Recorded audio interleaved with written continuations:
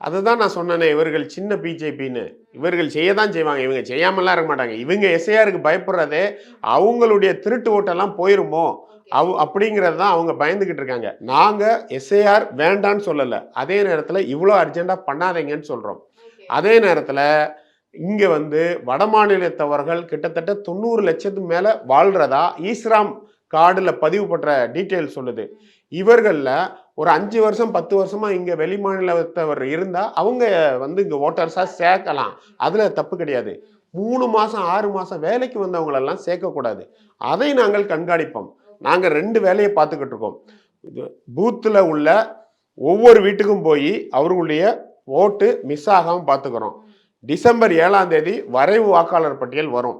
வந்த உடனே வரைவு வாக்காளர் பட்டியல்ல புதுசா யாராச்சும் இல்லாத பேர் சேர்ந்திருக்கா அப்படின்னு பாருங்கன்னு எங்க தலைமை எங்களுக்கு உத்தரவு போட்டிருக்கு. அதனால எல்லா விஷயங்களும் கண்கொத்தி பாம்பாக இந்த பிஜேபிட்ட இருந்தும் இந்த திமுக இருந்தும் இந்த தமிழ்நாட்டை காப்பாத்துறதுக்கு தாவேகா போராடிக்கிட்டு இருக்கு களத்துல.